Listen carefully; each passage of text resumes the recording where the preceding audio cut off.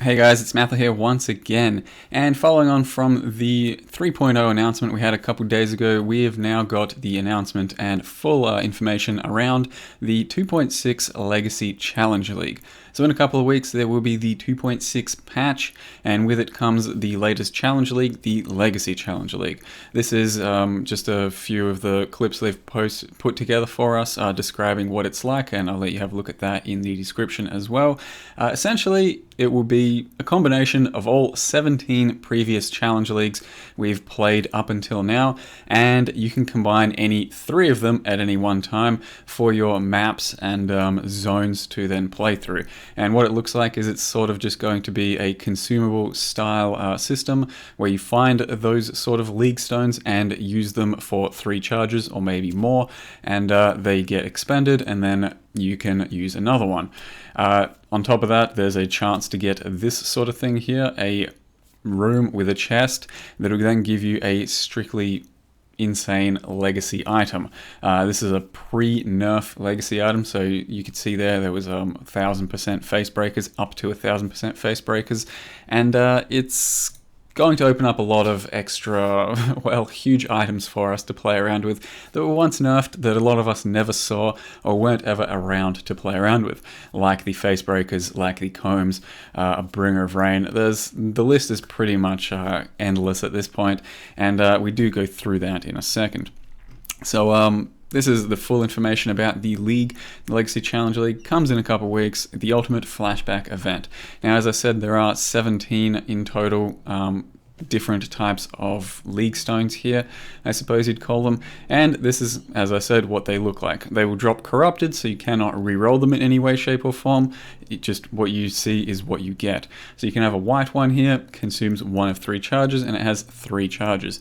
So you get to pop it in your little, I suppose, map thingo, and have 3 uses of it. And you can have any 3 up at one time, no duplicates, so you can't have 3 breach ones to then have, 3 times as much breach. You have to have 3 different ones, and it really does promote the fact that you're going to be able to cycle through a lot of different ones rather than just picking 3 leagues that you particularly like and then playing those all the time. You're going to run out pretty perpetually and then replace it with another one. If you don't have the one you want, well, it means you play a bit of a different one, and I think that's fine. That certainly will mean you get to play a lot more of maybe the one you don't want, but it might give you some extra perspective on a league you might not have played before, and enjoy a league that you might not have played before and you had no intention of trying, but then you find out something you like, or maybe it'll promote you finding a better combo with different leagues.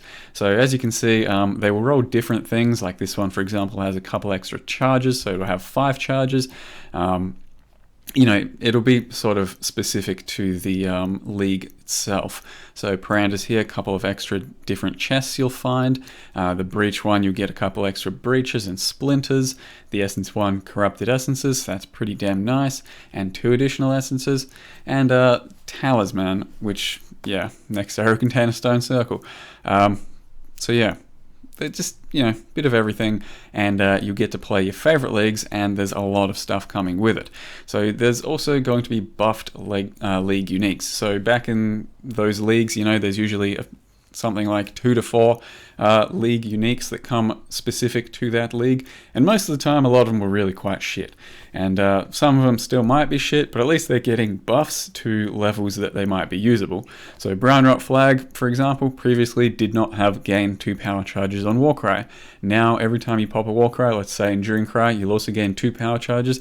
That's a really strong power charge sustain that currently doesn't exist in the game.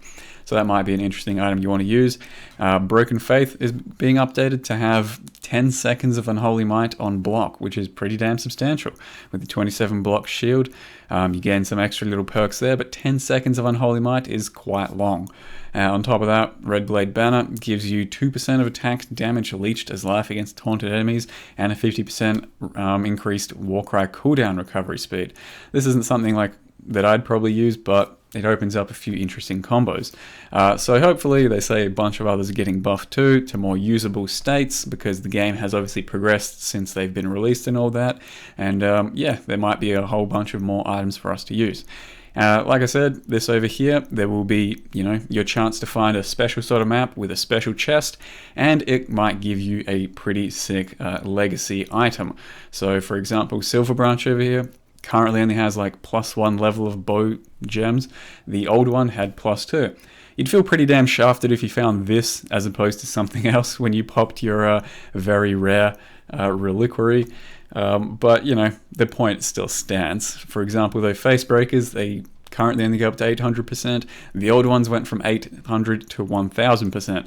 So that's a pretty large gain that you can potentially get there. And the old Bringer of Rain, as we may remember, some of us may remember, was a pretty insane item, and this will open up a lot of different combos once again with a Bringer of Rain that you previously or currently cannot use because it's way worse than what the original version was. So Bringer of Rain's a pretty damn interesting item, and it might see quite a lot more use in the Legacy version in this league. One thing to mention is they do specify that the harder items or the better items are going to be a lot rarer. So keep that in mind. Your combs, your Bringer Rain might still be super expensive. Chances are you might not see them. And you cannot divine these. So if you pop a pair of face breakers from this chest and they're 801%, you got pretty damn screwed. It's still better than the current versions of face breakers, but it's the worst possible roll and you can't do anything about it. If you divine it, it'll turn into the current versions of items, as currently happens with legacy items. Of course, with challenges and rewards, there's going to be the same sort of stuff. 40 new challenges. At 12, you get some footprints. At 24, you get the weapon effect. And at 36, you get another portal. And of course, you get some totem pieces every now and again. In the solo self-found mode that they're now going to be introducing, you can opt to play purely solo self-found right from the start of your character and turn it off whenever you want to start trading or interacting with other people. So there's really not too much reason to not start out as solo self-found, just for the sake of the challenge, I suppose, because you're pretty much not going to be trading with anyone anyway to start with, and who knows, you might find some insane gear that carries your character through the game, and then you can be on top of the ladder and compete with the very best of them, just because you got a bit luckier than others. But solo self-found mode, probably not something I'm going to delve too much into as a whole sort of playstyle, because I really personally like trying out lots of different builds and making my character more powerful, rather than just enjoying the struggle and progressing through the game by yourself in that sense. So yeah, I'll probably not be touching that very much, but it's great that there's an option there for those that want it now. On top of that, in 2.6 there will be a series of balance changes. They're going to update some of the unpopular clusters in the passive tree, which is something that's always good news. Some more passive tree change, some support for cold and elemental builds near the ranger side on the passive tree, mana nodes behind mind over matter, improvements to claw, staff, and sword tree clusters, which is all pretty damn good. Sword clusters don't really have any problems right now anyway, as far as I can tell, and staff ones aren't that bad either. Maybe for casters they could use a bit of a help, but claws, those are things that definitely need help, and fast. Buffs to one-handed weapon base type damage across the board, and modifications to implicits. In the trailer or little clip over here, there is a Varanastra that is significantly buffed. You can see there, has 400 accuracy as an implicit, and the weapon damage is a lot higher. If that just stays the way it is, like that type of buff across the board on a lot of different things, that's going to be pretty damn good. Varanastra is already a good weapon, and it being that much stronger gives you some pretty insane possibilities for OP characters you're going to create. Aside from that, there are some reworks for threshold jewels, and apparently changes to how area of effect modifiers are handled. Not quite sure what that means. Could be a nerf, who knows, maybe it's a buff, doubt it. So there's going to be some new content. So what do we got here? Set of 10 new threshold jewels, 16 powerful new uniques, a new unique strongbox, and 6 new rogue exiles, which they've released a little video on. So some of the threshold jewels they've released here, or let you have a look at, are to start with sudden ignition with at least 40 dexterity and radius. Burning arrow can inflict an additional ignite on an enemy. So currently you can only have one ignite unless you use an Ember Wake. A second ignite is pretty damn substantial. That's doubling your dot damage. So for this current league, without double dipping being nerfed, Burning Arrow would be a pretty substantial source of ignite damage, so that's pretty scary stuff. And something else to note is it says with at least 40 dexterity in radius. It doesn't say 40 dexterity allocated. So that means you can put it somewhere that you don't currently have 40 dexterity in that radius, but if there is 40 dexterity in that radius, then you get the full effects of it, as opposed to threshold jewels now, which say if it's allocated. So I don't know if that's a typo or if that's intended, but there it is. This EK1, Ring of Blades, is a pretty interesting one. Ethereal Knives fires 10 additional projectiles, and then Ethereal Knives fires projectiles in a Nova.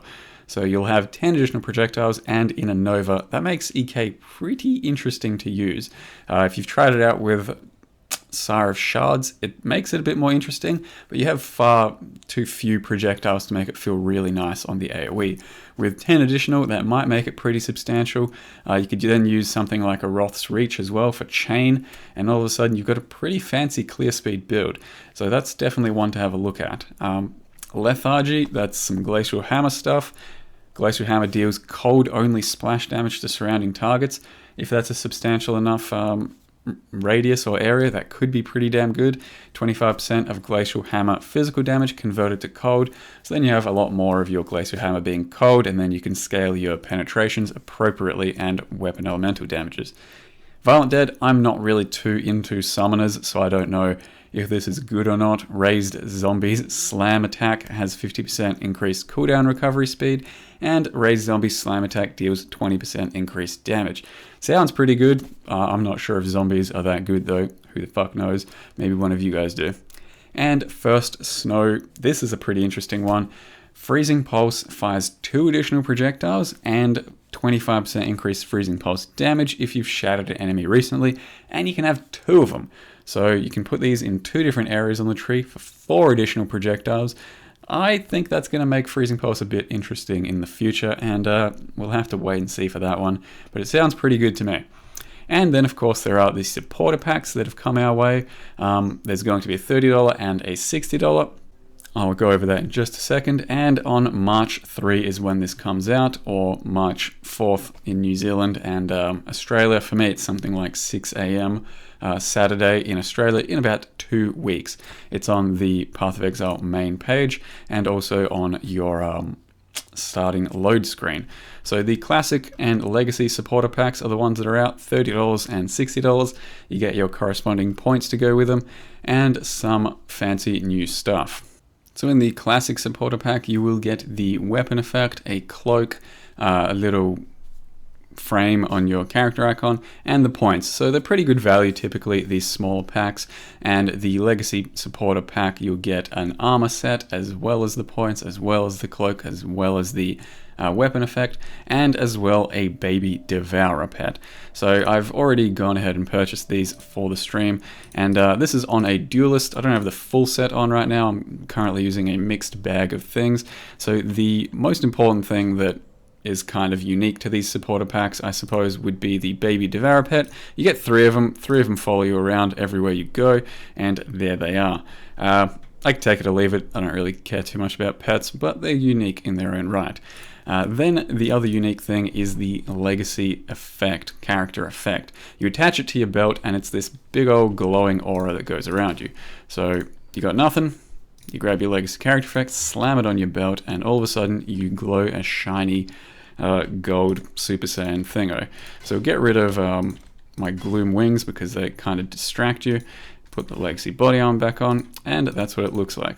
So Legacy body armor I think looks pretty damn sweet, personally. It doesn't look that great on the Duelist though. This is my Duelist, and he's, compared to every other character, he's got this really fat out there chest. It still looks pretty good, I think, but it looks the least good on a Duelist than any of the others. And I'll also chuck on the helm for you guys to see. The helm definitely goes along with it well enough, but I still like my Celestial Hood more than anything. And then you've got the gloves and the boots, and they look pretty nifty too. As far as the weapon effect goes, it doesn't look too great on the Varanastra, because Varanastra currently doesn't interact very well with these weapon effects. So there's the Classic weapon effect, and not a lot's going on there. But I can give you a few examples on some much nicer weapons that it does go really nicely on. So this is the Beyond weapon here, Edge of Madness.